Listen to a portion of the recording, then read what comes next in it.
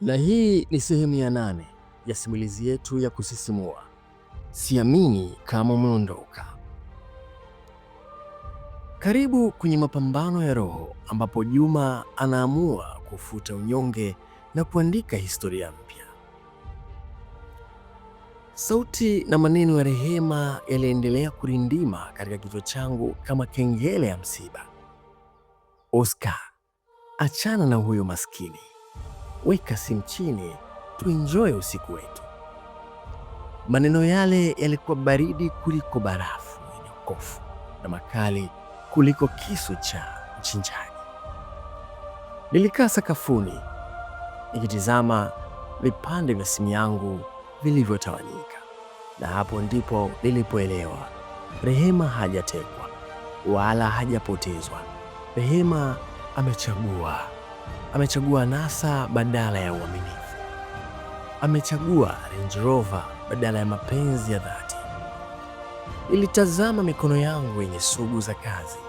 Sugu hizi zilikuwa alama ya upendo wangu kwake, lakini kwake zilikuwa alama ya umaskini anaoutupa.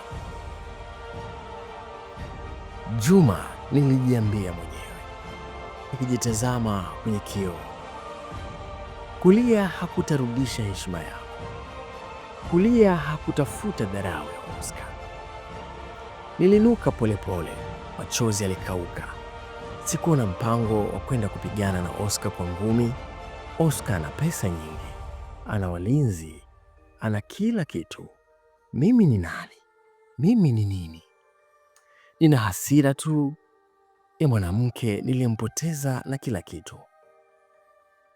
Siku ile nilitoka nje ya nyumba yangu alfajiri na mapema. Sikutaka hata kubeba nguo zangu. Nilibeba koti langu moja la zamani na hati yangu ya kiwanja kidogo nilichokuwa nimekiacha kule kijijini Lusanga kama akiba yangu ya mwisho. Nilielekea kwa rafiki yangu mmoja wa zamani anaitwa Hamisi. Hamisi alikuwa fundi garage, mwanaume anayejua mitaa ya Dar es Salaam kuliko kiganja chake. Hamisi nilimuita na kumwambia, huku nikimkazia macho, ninahitaji kazi yoyote inayoweza kunifanya nishike pesa haraka. Sitaki tena kuwa Juma wa kuhesabu nauli ya daladala.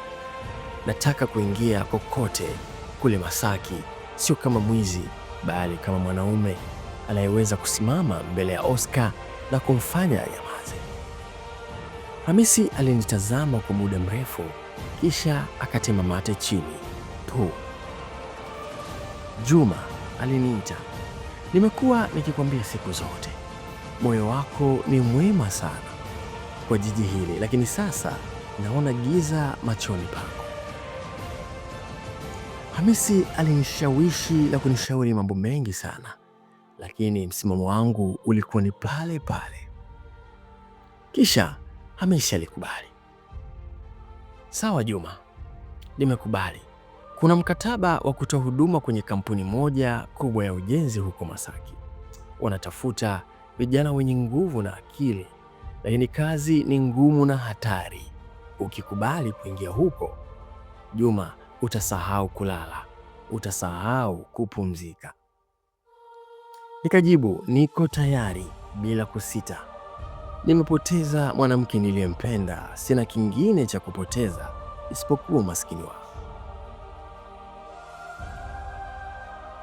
Hatimaye kazi ilipatikana na nikaanza kazi.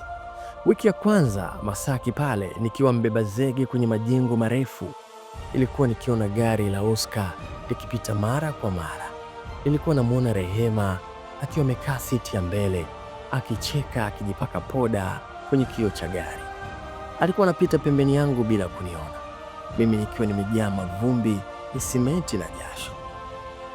Kila alipopita nilikuwa ninaongeza kasi ya kubeba zege. Kila dharau niliyoiona machoni pa Oscar alipokuwa akitazama vibarua ilikuwa ni kuni kwenye moto wa kisasi changu. Niliapa, ipo siku Juma huyu wa sementi atakuwa Juma wa suti, na siku hiyo Rehema atajua kuwa thamani ya mwanaume haiko kwenye gari alilonalo, bali kwenye uwezo wa kuanza upya baada ya kuangushwa.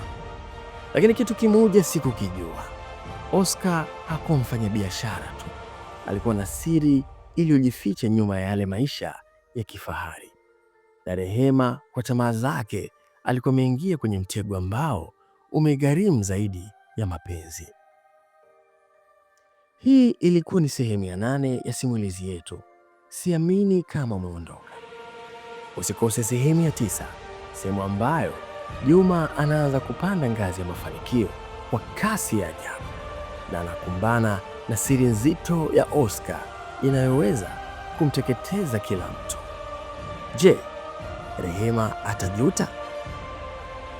Kama unataka kuona Juma akifanikiwa na kumfunika Oscar, usisahau kulike, comment na kushare.